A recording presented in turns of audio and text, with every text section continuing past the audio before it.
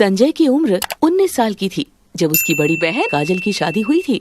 सब बहुत खुश थे, लेकिन शादी के 2 हफ्ते बाद ही संजय के पापा की हार्ट अटैक से मौत हो गई थी। घर में मातम छा गया था। बेचारी उर्मिला अब विधवा हो गई थी। हे भगवान, इन्हें क्यों छीन लिया? मुझे मार देते इनकी जगह। अब क्या होगा हमारा? हे भगवान। मम्मी, मेरी शादी होने के बाद ही ये सब हुआ है। लगता है मेरी शादी ही शुभ नहीं है। नहीं नहीं दीदी, ऐसे मत कहो प्लीज। अब घर कौन चलाएगा? मेरा तो बेटा भी छोटा है। मम्मी आप दुखी मत हो, मैं बहुत मेहनत करूँगा, मैं काम करूँगा। उर्मिला के परिवार पर दुखों का पहाड़ टूट गया था। तभी कुछ रिश्तेदार उन्हें संभालते हैं। खैर, वक्त के साथ धीरे धीरे घाव भरने लगते हैं। वहीं संजय पढ़ाई छोड़कर अब जूस का ठेला लगाने की बात करता है। मम्मी अब घर में आप और मैं ही रह गए हैं। दीदी अपने ससुराल में है। भगवान करे उन्हें अब कोई समस्या ना आए। बेटा, मुझे बिल्कुल अच्छा नहीं लग रहा कि तू पढ़ाई छोड़कर जूस का ठेला लगाने का सोच रहा है। तू ये सब मत कर। नहीं मम्मी, देखना मैं खूब मेहनत करके आगे तक जाऊंगा। भगवान मेरा इम्तिहान ले रहे हैं। नहीं नहीं बेटा, तू रहने दे। मैं लोगों के घरों में काम कर लूंगी, तू पढ़ाई कर ले। नहीं मम्मी, आपको मेरी कसम, आपको मैं लोगों के घरों में झाड़ू पोंछा नहीं करने दूंगा। आप घर पर आराम से रहो, मैं सब कर लूंगा। संजय जैसे तैसे करके जूस के ठेले का इंतजाम कर लेता है और एक पार्क के बाहर ठेला लगाना शुरू कर देता है। उसी के साथ वहाँ पर छोले कुलचे और सब्जी के ठेले भी लगते थे। तो रात के वक्त संजय घर आता है। बेटा, कैसा रहा आज का दिन? बहुत थक गया होगा ना? नहीं नहीं मम्मी, बिल्कुल भी नहीं थका। सच कहूँ तो बहुत अच्छा रहा। 10 ग्राहक आए थे आज। अच्छा, लेकिन बेटा, ठेला लेकर आना लेकर जाना कितना मुश्किल है। मैं अभी भी कह रही हूँ, तू ये काम छोड़ दे। नहीं मम्मी, आपका बेटा निकम्मा नहीं है। देखना, मैं इसी ठेले से कितनी कमाई करूँगा। आपको कभी कोई दिक्कत नहीं आएगी और ना ही दीदी को दिक्कत आने दूंगा। भगवान तुझे हमेशा खुश रखे बेटा, बहुत मेहनती है तू। तभी उर्मिला अपनी बेटी के हाथ पकड़ती है और देखती है कि उसके हाथों में फफोले हो गए थे। वो रोते हुए अपने बेटे को गले लगा लेती है। देख तो, मेरे बेटे के हाथ कैसे हो गए हैं। मम्मी, अब मुझ पर जिम्मेदारी आ गई है। ये सब करके आप मुझे कमजोर मत करो प्लीज। अच्छा ठीक है, तू बैठ जा, मैं खाना लेकर आती हूँ।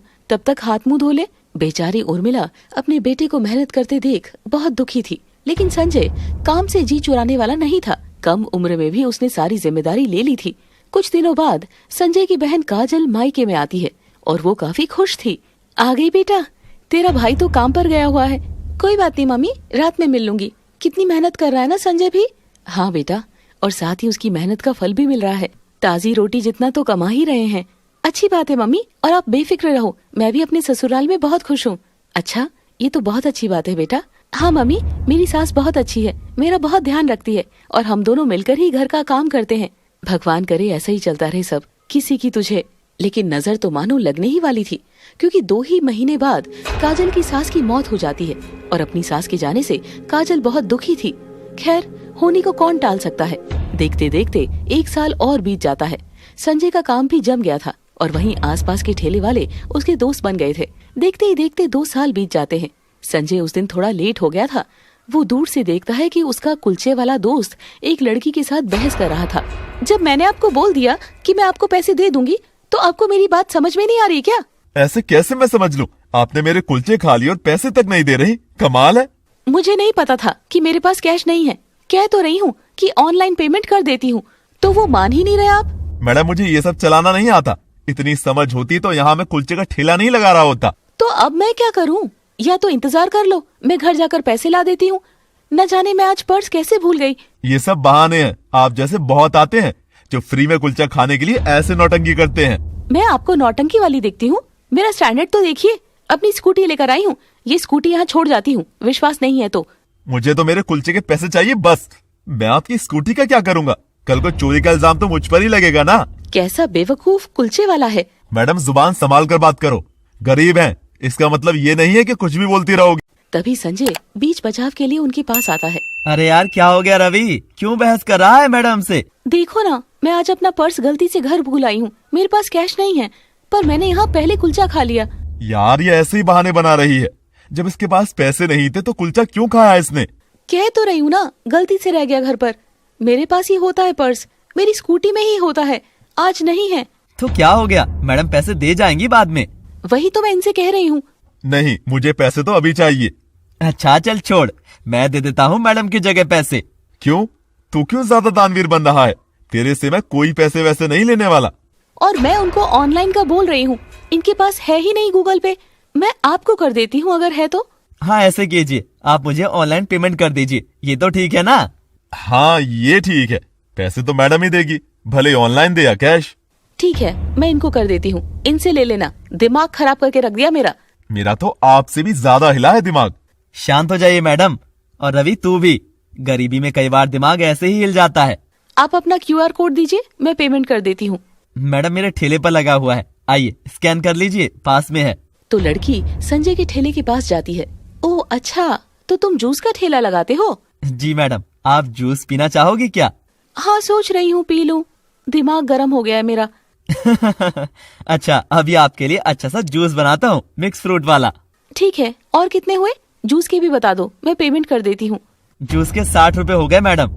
तो लड़की उसके ठेले पर लगे हुए QR कोड से पेमेंट कर देती है और साथ ही उसके ठेले की फोटो भी ले लेती है, जिस पर संजय का नंबर भी लिखा हुआ था।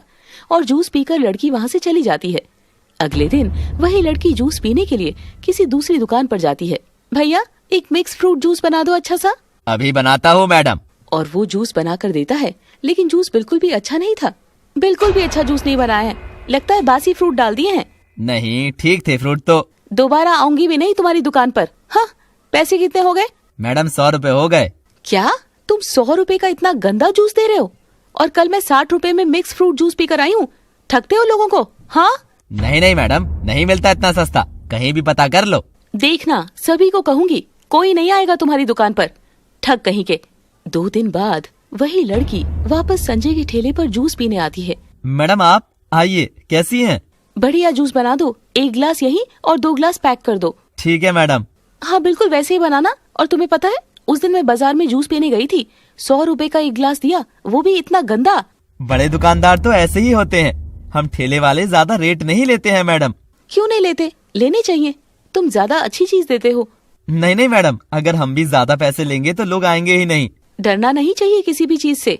वैसे तुम देखने में तो अच्छे भले घर के लगते हो।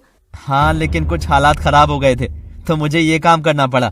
ओह अच्छा, तो अब वो लड़की अक्सर संजय के ठेले पर आती रहती थी, कभी कार पर तो कभी स्कूटी पर। वहीं उन दिनों संजय की बहन काजल भी अपने मायके में रहने के लिए आई हुई थी।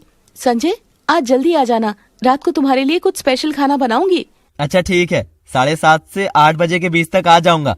ठीक है। संजय काम पर चला जाता है।